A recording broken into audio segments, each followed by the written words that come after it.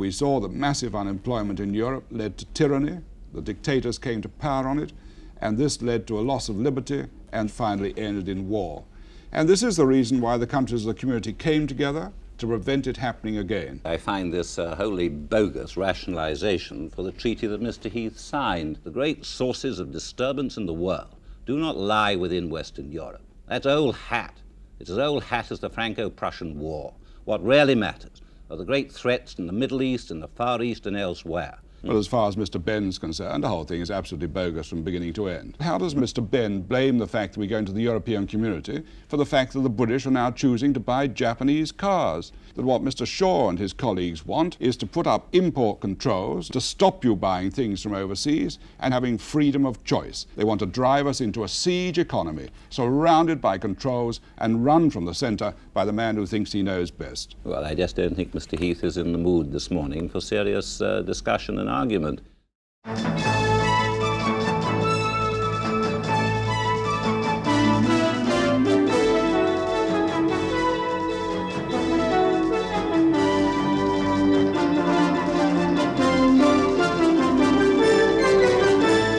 This is a specially extended first report on the common market with Robert Key. Well, only 3 days to go now before voting on the referendum, but before we start this first report special on the EEC, or Common Market Referendum, let's remind ourselves there are other topics in the world and have a look at what's been going on this morning in the main headlines.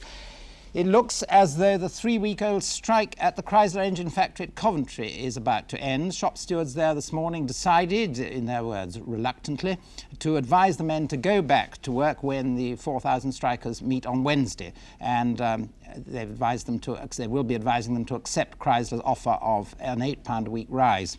It's not clear yet whether or not there'll be a rail strike, though. The executive of the National Union of Railwaymen has been meeting in London this morning to discuss last week's offer of a 27.5% rise. The union secretary, Mr. Sidney Wheel, this morning appealed for time to have further negotiations before the executive rejected that offer. And at Heathrow, shop stewards have rejected a peace formula to end the strike there by maintenance men, which strike has grounded all British Airways European and domestic flights. A new plan is going to be put to the men later this afternoon, but an early return to work is not expected. Some foreign news now. In Rhodesia, the capital, Salisbury, has this morning returned to what passes for normal there after last night's rioting, in which the police shot and killed 11 Africans and wounded another 23. The police opened fire after fighting between the rival African nationalist organizations. And as President Ford and President Sadat continue their Middle East peace talks in Austria, Israel is reported to be about to announce a large-scale reduction of her forces along the Suez Canal. Well, that's the main news of the morning. And of course, if anything of special interest should break in the course of the programme, we'll bring it to you while we are busy with our common market questions and answers. Meanwhile, the questions are now about to come in from all over the country, specifically from a panel of viewers in Birmingham, in our Birmingham studio, where there are businessmen, manual workers, housewives, pro and anti-market voters from the biggest metropolitan county, the West Midlands, and that's the biggest voting unit in the referendum outside London. Another similar panel in Cardiff, also a cross-section of the pro and anti-vote from that part of the world, and since that part of the world is Wales, possibly some particularly pungent or at least musical voices from there. Finally, from you, the viewers at home, you'll have the opportunity of telephoning in your questions. That is, if you're able to get in. I hope you will be able to in the limited time we've got. To answer the questions here in the studio in London, we have Mr. Edward Heath, who, as the Conservative Prime Minister, took us into the market on the 1st of January 1973, and Mr. Peter Shaw, Secretary of State for Trade in the present government, who wants us to vote in the referendum on Thursday to come out. And let's have the first question straight away now from Birmingham, please. I would like to ask Mr. Shaw a question about employment. In my company, GKN Sankey, we have in the past 2 years increased our exports into Europe by over 500%.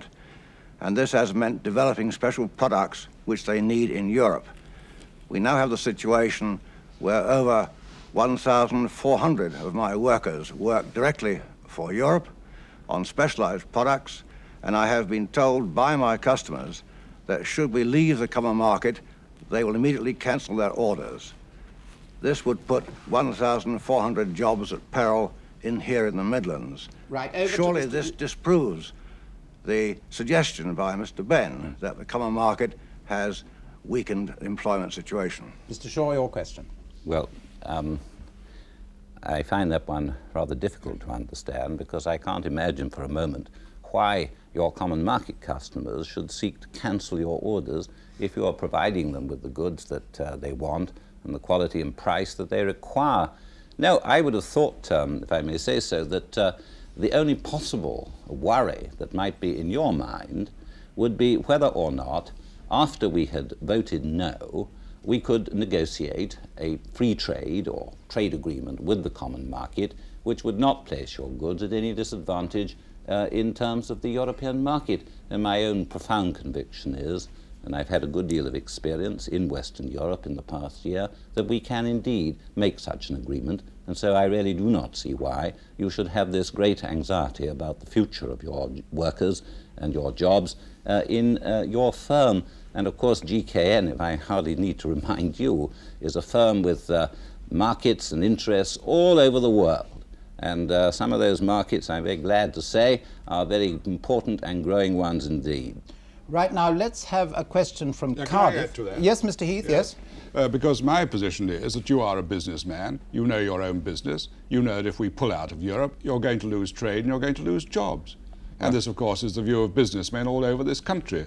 It follows that Mr. Shaw doesn't really know business and he doesn't know the answer. Well, and I agree with you absolutely entirely. Well, meanwhile, the let's second thing I would say is this, that Mr. Shaw is quite wrong in saying we're going to get a free trade area. We wouldn't. And for a very simple reason. Mr. Shaw wants us to be able to sell our manufactured goods in the community, but not to take agricultural produce. Now that's a one-sided bargain, and the community won't have a one-sided bargain. Well, and so you're absolutely right. If we pull out of the community, then you're going to lose trade, and the same thing will happen up and down the country, and many people are going to lose their jobs. May I just say that I think that's scare talk of the most contemptible kind. Well, no, the businessman isn't talking scares. He's talking what he's dealing with every day of his life. And there are you in the Department of Trade who don't know what goes on in business. Well, I think I do, with respect, Mr. Heath. I've got rather more close dealings with not only partners in the common market and in EFTA and elsewhere than you have at the present time.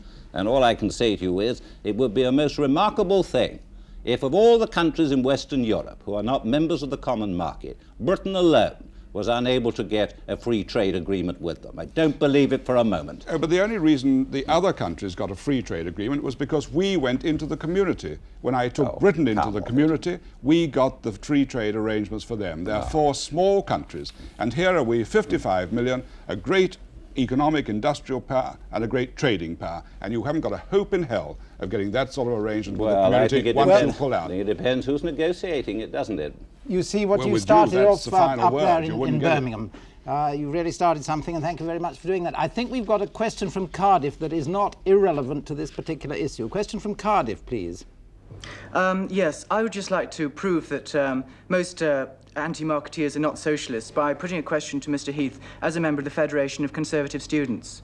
Mr. Heath, prior to our entry into the EEC, pro-marketeers told us that we would see a rapid rise in investment, in employment, that there would be a rapid increase in our standard of living and so forth. Well, frankly, Mr. Heath, this has not proved to be so. In fact, the opposite has proved to be the case. I put it to you, Mr. Heath, and this is my question, that do you not think that the British public were, at the time of our accession to the market, misled, and that they are being misled now by not being told the truth? Not in the least, no. Of course, there's always been a minority in our own party who have taken the view which you hold, and we've always respected their views. Ever since 1960, our party has overwhelmingly voted to go into Europe and to stay in Europe. But those who were against had their say, and they had much more proportionally their say than anybody else. But the plain fact is this, that if you have a socialist government which gets inflation up to more than 20% and it's still rising, of course we can't compete. And the worse it gets, the less we shall be able to compete. The answer is that if you pull out of Europe, it's going to be even more difficult for us to hold our own. I always said when we took Britain into the community, what it gave us was opportunities. Doesn't give us anything on a plate. Nobody owes us a living, and why should they? But we cannot seize the opportunities when you've got roaring inflation, and as Mr. Wilson and Mr. Healy have said, roaring wage inflation in this country. We've got to put our own house in order, just as the other countries of the community have had to put it in order, and then we can seize the opportunities. We've got a question now coming in. Can I just make one comment? I think we've got a question for you to be telephoned in, but still, But I would hate to let that go Yes, by quick comment. because it's important, and quick comment is simply this. Yes, you're right. We were taken in on a false prospectus. We were taken in 3 years ago on the prospectus of greater growth, greater job security, and a better standard of living for the British people. And of course that is so, and of course events have falsified it. Now the only answer, the only argument that there can be about this is to what extent that falsification is due to membership of the common market itself, to what extent it is due to other factors in the world economy, to what extent it may be due to our own failings here at home. But don't let Mr. Heath try to escape his own responsibility for misleading the British people as he did 3 years ago. Well, that's a very grave accusation.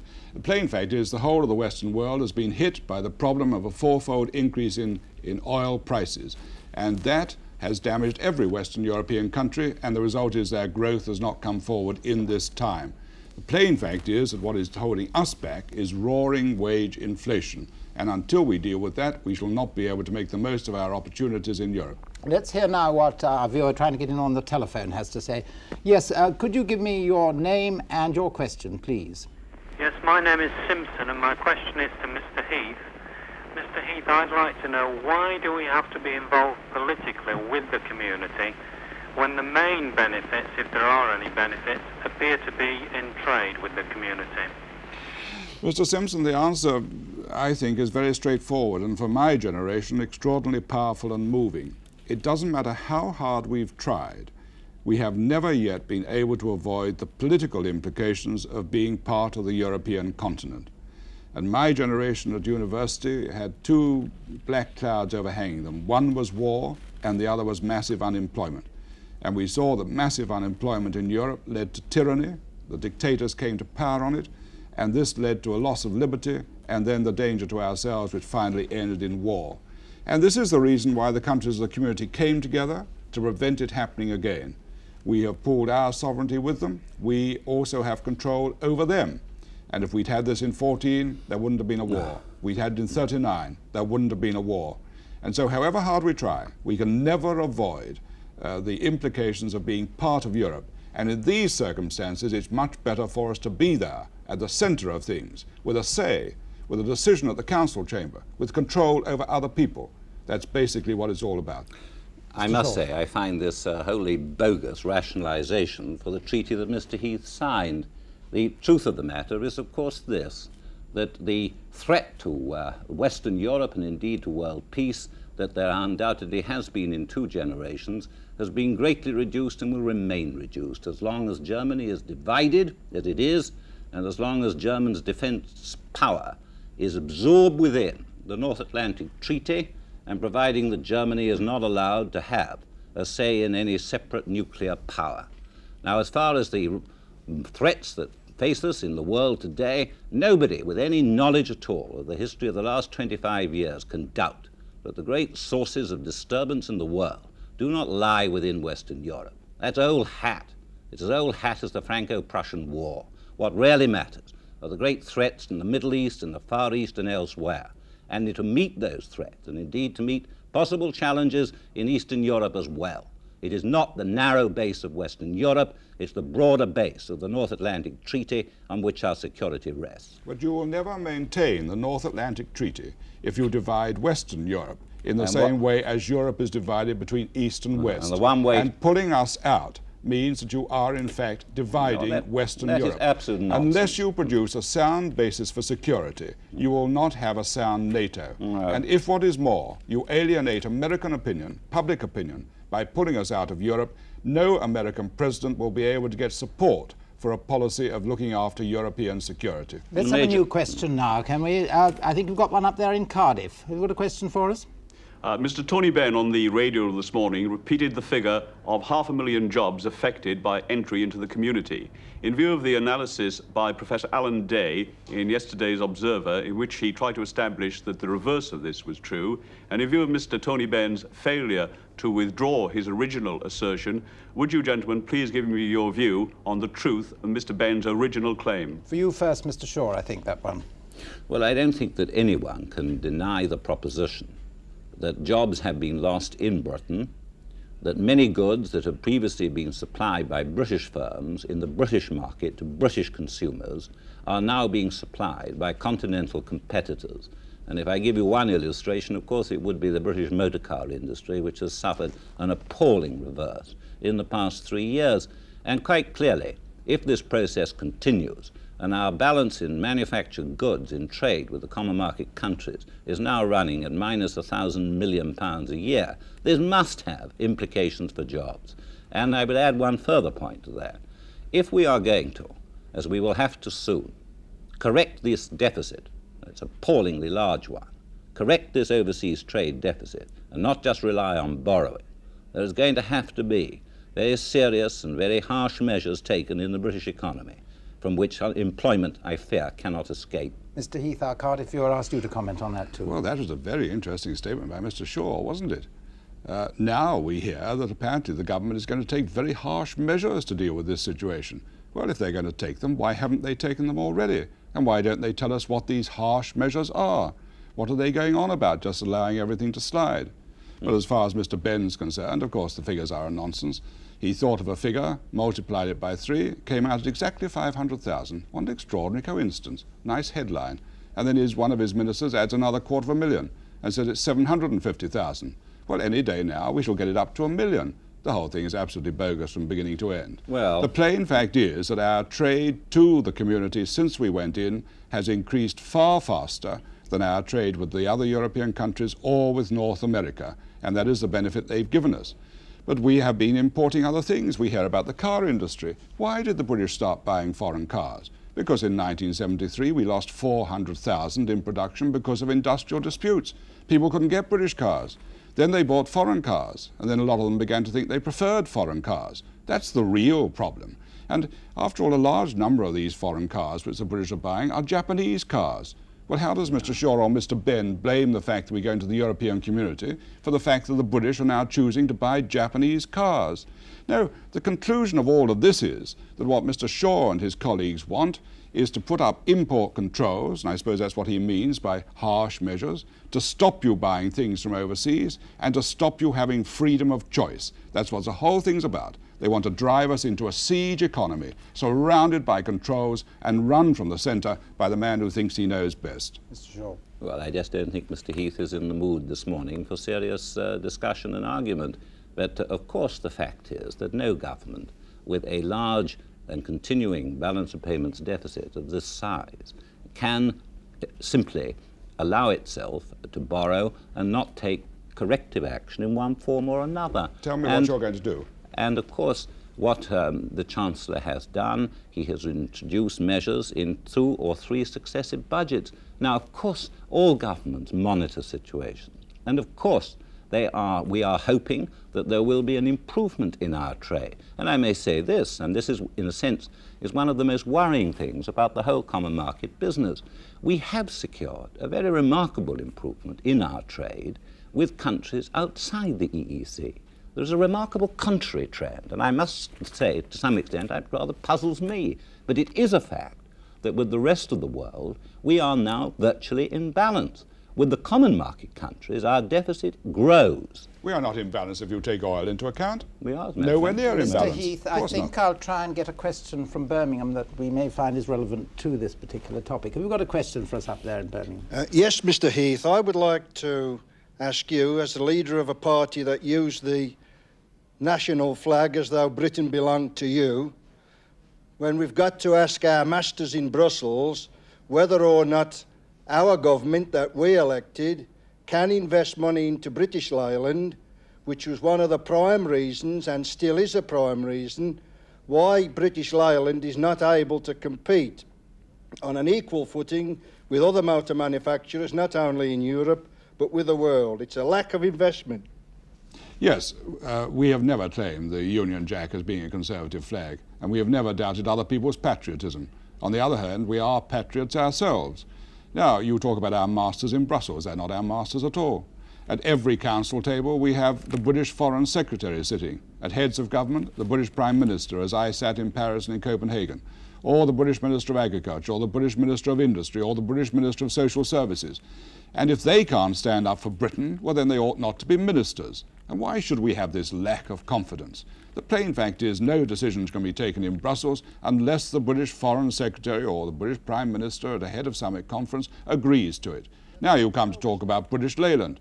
British Leyland is able to, the government is able to help British Leyland. Of course, I don't believe British Leyland ever ought to have gone into this jam. After all, it was the product of a misamalgamation or merger carried out in the 60s by the then Labour government. It has never been rationalised. It's had incredible industrial disputes. It's lost massive production, and now it's got into the jam in which it finds itself. And our job ought not to be to look to a British Leyland which is constantly subsidised by enormous government expenditure. British Leyland ought to be able to justify its own investment and get it from the people of this country. Those are the plain hard facts of the case. Yeah. Well, so, Mr. Heath. The truth of the matter is that British Leyland, of course, apart from it, has had its own internal problems, but of course it's lacked investment for years past, and of course it's being beaten flat at the moment by the Volkswagens and the Fiats and the Renaults and the like. Of course that is so. And I must say, to go back to your major question, it is the fact that the final arbiters on whether or not a British government can put money into supporting Leylands are the Commission in Brussels. They need no approval of the British government at all. It's their decision alone under the Treaty of Rome, which is the master treaty affecting all countries and all governments within the community. But you know perfectly well that the Commission cannot take any decision without the deepest consultation with the government concerned, and it has never gone against the wishes of a government concerned. Sure. And obviously, well, then you must look how things work. And this is how it does work. And that's why the other member countries have supported it.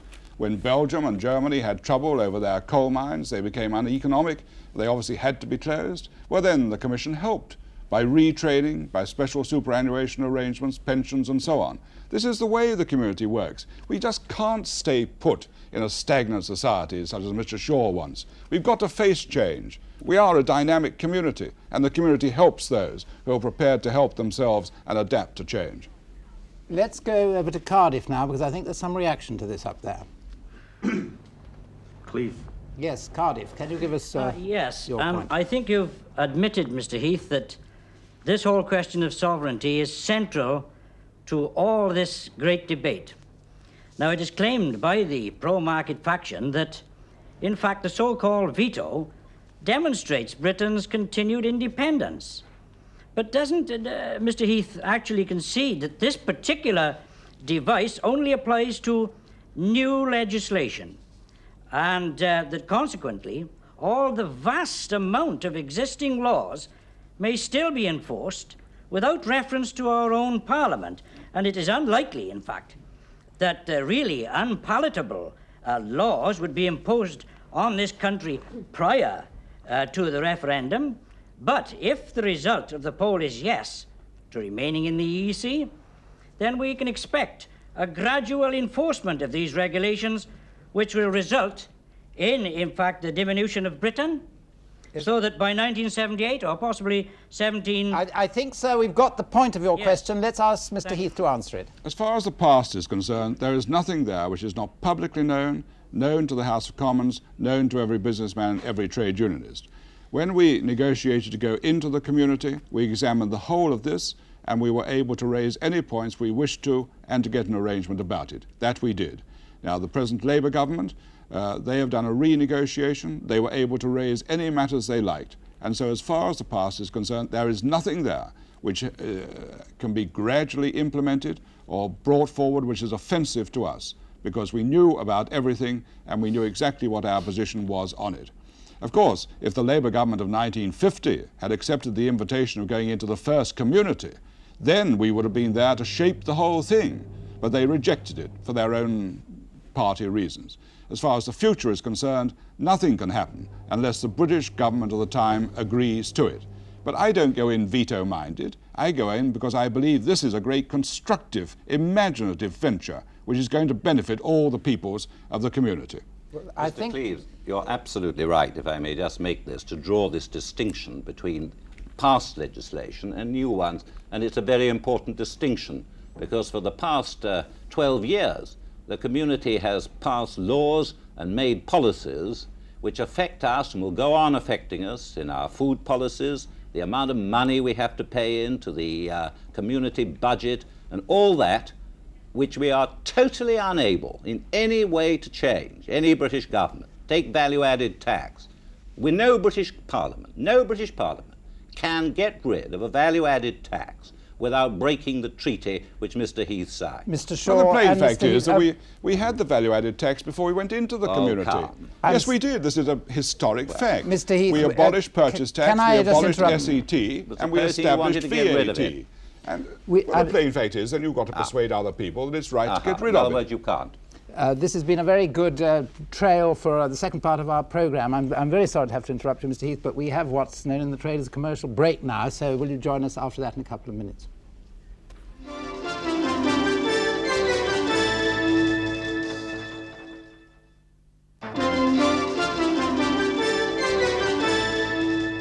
Well, welcome back to our First Report special phone-in and general question and answer programme on the common market. I think we've got, perhaps not irate, but an impatient telephone caller trying to get in now, doubtless listening to that last interesting argument between Mr. Shaw and Mr. Heath. Yes, would you please state your name and your question? Yeah, my name's Mr. Oxlade. It's primarily to Mr. Heath, but perhaps Mr. Shaw would like to comment. Our prices will be slowly brought into line with the rest of the EEC. To pay for these higher prices, our people will need higher wages. And will this not add fuel to inflation, at least in the short term? Mr. Heath. Mr. Oxlade, you're quite right that when we first went into the community, I told the country that there would, over a 5-year period, be an increase of perhaps 1% a year in our prices. But of course, that hasn't been the situation. What we've seen has been a very rapid increase in world prices, which took us way above the prices inside the community. And whereas, in fact, the community prices have only increased by 10%, those in North America by 15%, in Japan by 30%, we can buy things more cheaply inside the community than we can outside. That is the position today, whatever Mr. Shaw may mutter under his breath. What is more, the community gives us the opportunity of security of our supplies. We've seen our grains, difficulties over these, and especially feeding stuffs for farmers, shortages of sugar. This is going to be the pattern in future in the world because the developing countries are getting richer and the Soviet Union and Soviet China want from time to time to go into the market. And so what we also have to have is security of supply. And this we can get inside the community. Mr. Shaw, over your breath now, please. Yes, indeed. Well, of course, what you had in 1973-4 was a major failure of harvests in other countries and parts of the world, and you did get, for the first time in 20 years, you got some world prices actually being higher than common market prices. But you know already that is over, and I say this to Mr. Heath straight away, there is only, I think, one major commodity left, that is to say sugar, and that price is falling too, where it is cheaper to buy food inside the common market than it is outside. If we were to come out now, our beef would be cheaper, our butter would be cheaper, our cheese would be cheaper, our wheat and grains would be cheaper. Now, having said that, you're also absolutely right. We're only halfway through Mr. Heath's transitional period, and in the next 2.5 years, we are going to be forced to adjust our prices, regardless of what the level of price is outside the community, to the levels which exist on the continent. And that is bound to have either the effect of stoking up inflation in Britain, because people will want compensating wage claims, or alternatively, it will lead to a reduction in the standard of living of the British people. Now, as far as the point which was made by the questioner is concerned, Mr. Oxlade, then we are already past the price of the community. And there is no addition which will cause inflationary wage increases or be any justification for them. And is Mr. Shaw going to say there's never going to be a bad harvest again? Or the Russians, if they want to mess up the West, won't go into the market and buy, as they did before with China, 25 million tons of grain? And we're going to see beef shortages for the simple reason that farmers couldn't get feeding stuffs. They slaughtered their animals, and we're going to see the effect of that in 9 months to a year's time, and prices will roar up. That's the position, real position about food prices. Thank you, Mr. Oxlade, for that stimulating question. I think it's time we heard from Birmingham. What a question for us up there in Birmingham? Yes, I have. I've listened to both your panel there telling us about the cheap food and the causes of the difficulties that we, as farmers, have experienced in the last few years, largely due to the policies of both their governments. But I'd like to ask Mr. Shaw, he talks about this cheap food. Would he be quite specific and tell us where he's going to get this cheap food from? And please, for goodness sake, don't say New Zealand lamb. Well, if you mention New Zealand lamb, I'll say this to you straight away. We have been forced to impose a 12% tariff on New Zealand lamb since we joined, and that tariff will have to go up to 20%, as you know perfectly well, under the terms of Mr. Heath's treaty in the next 2 years. So don't tell me in that way that New Zealand lamb is to be excluded for the considerations. If we could abolish that tariff on New Zealand lamb, which would be free to do if we came out, it would be 20% cheaper in 2 years' time and 12% cheaper as of now. Now, you ask me what... It isn't rubbish, it's the truth. You know very well that the New Zealand Minister of Agriculture said in Paris that we could no longer expect the New Zealand farmer to be a source of cheap lamb. The going price was going to be what we should pay, so you can't argue against that. Please listen for a moment. What I'm saying to you is this, that regardless of what the actual selling price of New Zealand lamb is, or food from any other part of the world, under the common market arrangement, we have to impose a tax of 20% on top of whatever that price may be, under the terms of the treaty. And all I'm telling you is that without that treaty burden, we wouldn't have to pay that tax. Now that's common sense. And if you say to me, where there is food in the rest of the world, yes, I will answer you.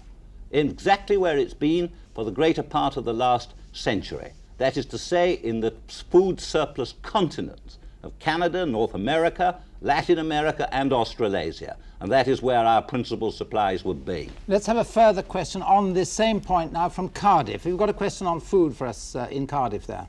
This is International Women's Year, so may I put a question from the point of view of the ladies?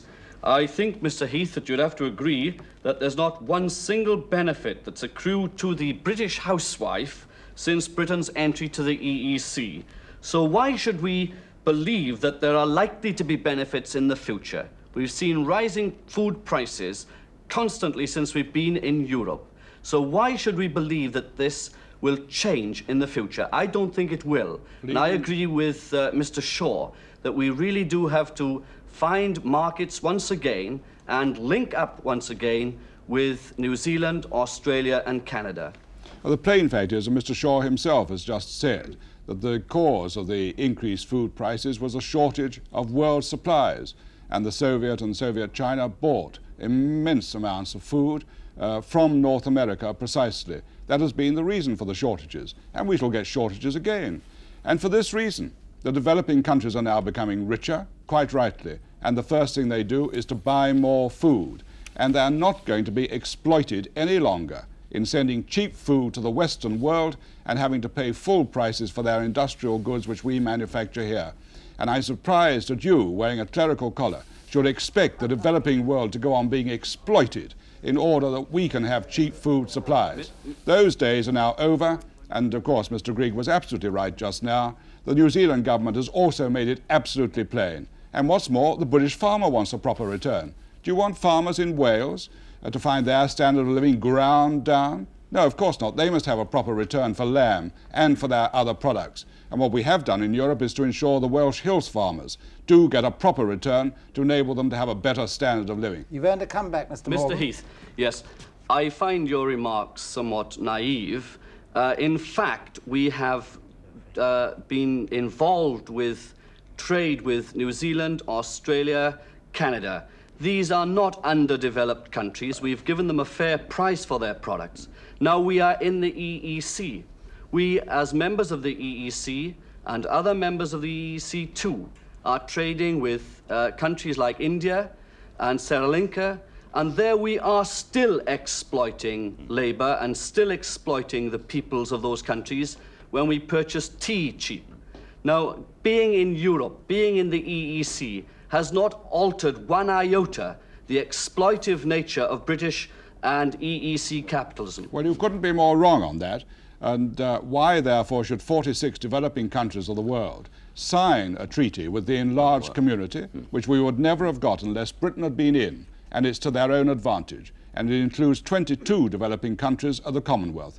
And as far as India, Pakistan and Sri Lanka are concerned, they made their own agreements after the negotiations failed in 1963. They've had them all this period.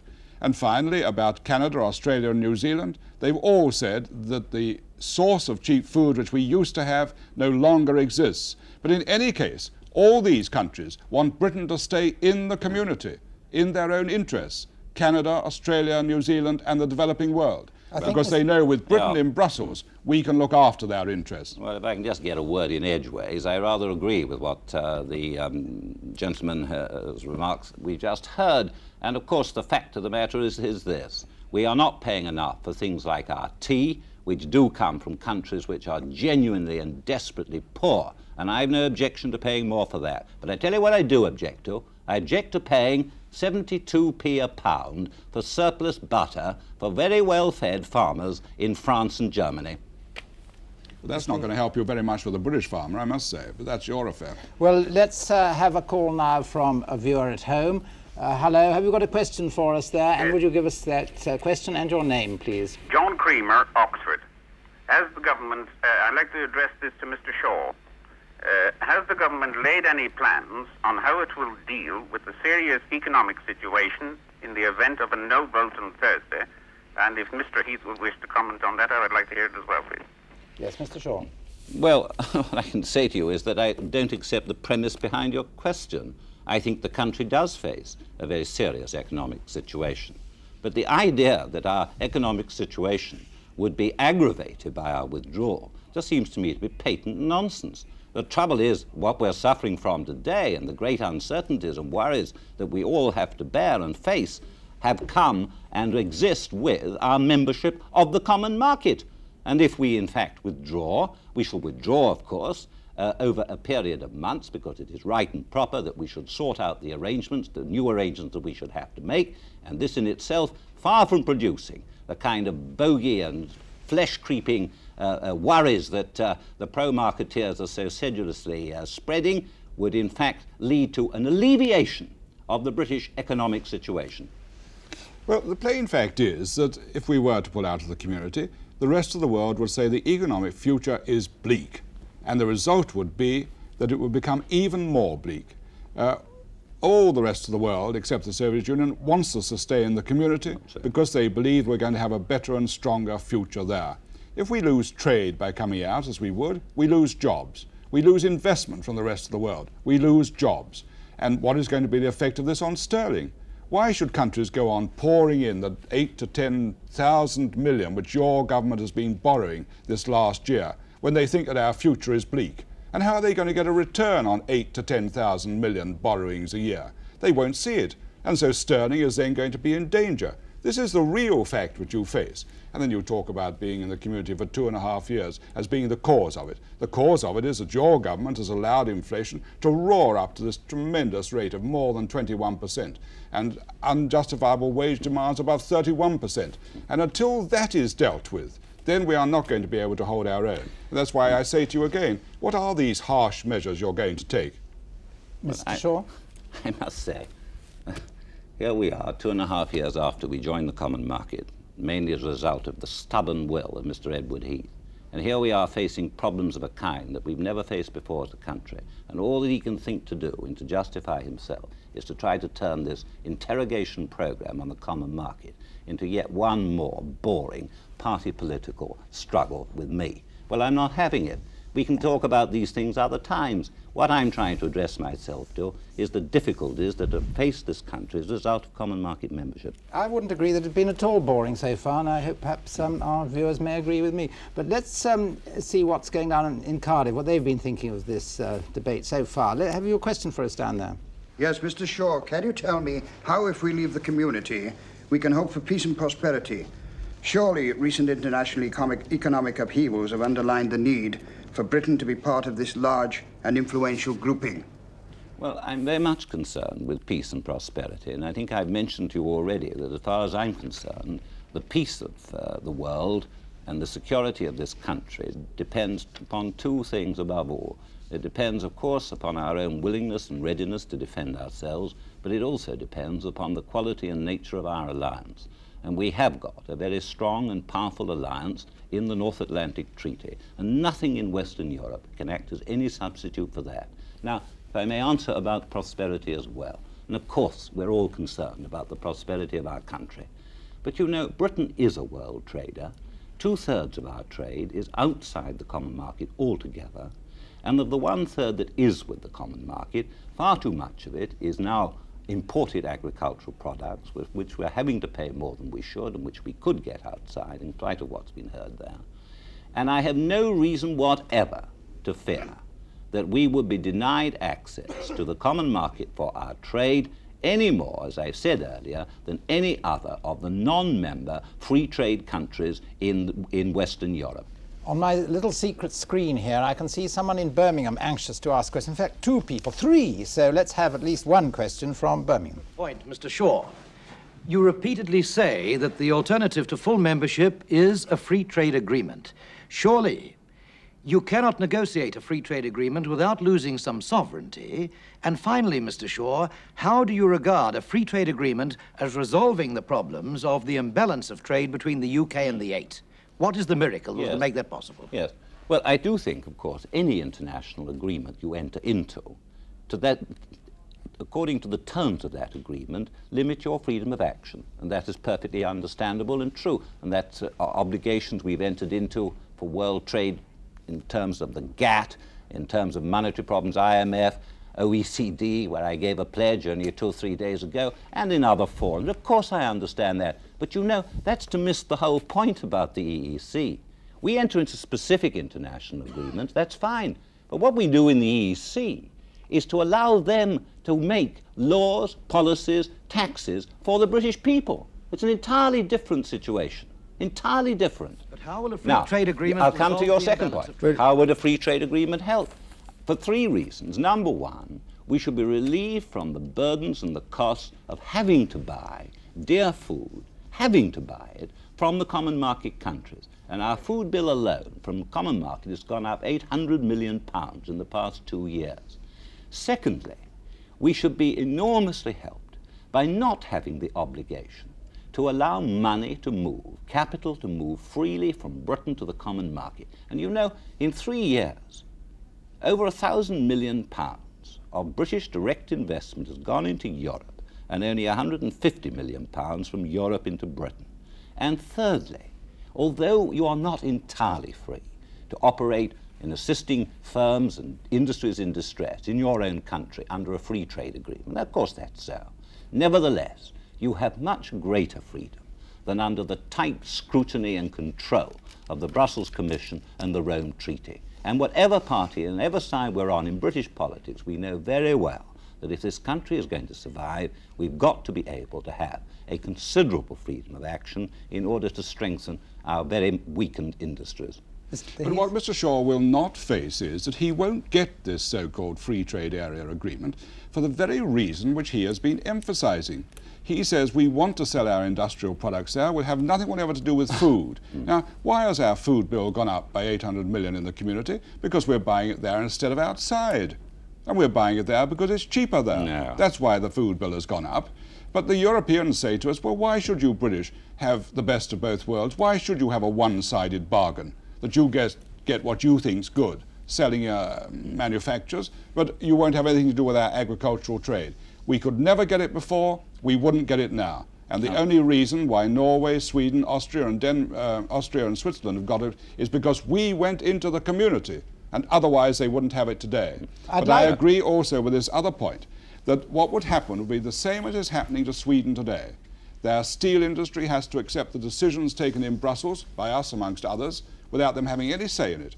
I do not believe that we, the British, are prepared to have decisions taken in Brussels affecting a nation of 55 million people, a major industrial power, a world trading power, with us having no say in it whatever. And Mr. Shaw's suggestion is, first of all, we shouldn't get it, and even if we did, it wouldn't be acceptable to us. We should be where the decisions are taken, and that's in Brussels. We've got a telephone caller desperately trying to get in now. Yes, hello. Could you please give me your name and your question?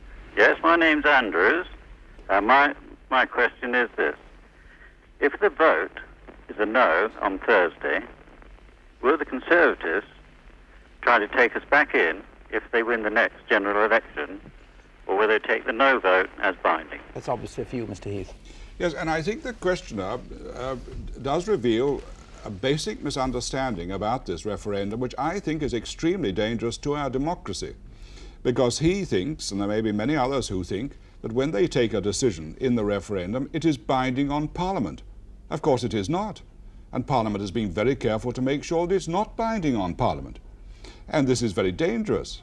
In ERA, when they went in, they had to have a referendum because it meant a slight change in their constitution. And when people voted, that settled it. But it doesn't with us.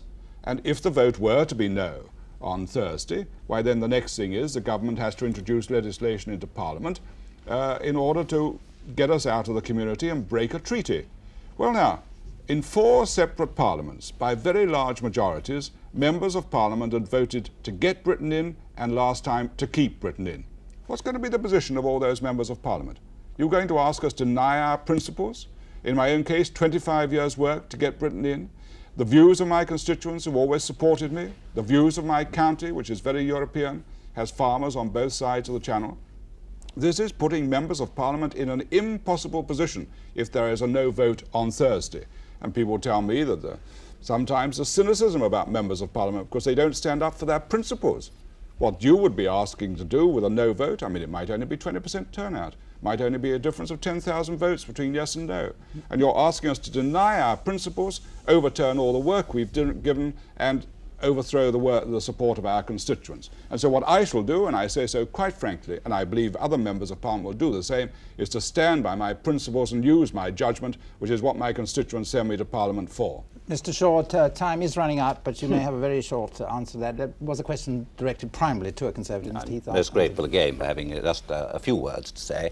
But it's quite clear, isn't it, that Mr. Heath, who himself pledged the British people that he would not take them in without their full-hearted consent of Parliament and people, without the consent. Through Parliament. Without through Parliament. Mr. Heath, your words are on the record. Yes, without the full-hearted Parliament. consent of Parliament and people, and then who drove us in without that consent of the people, now says he would not accept the verdict of the people when at last they got the opportunity to pass judgment on what he did. Well, I understand very well. That's his view.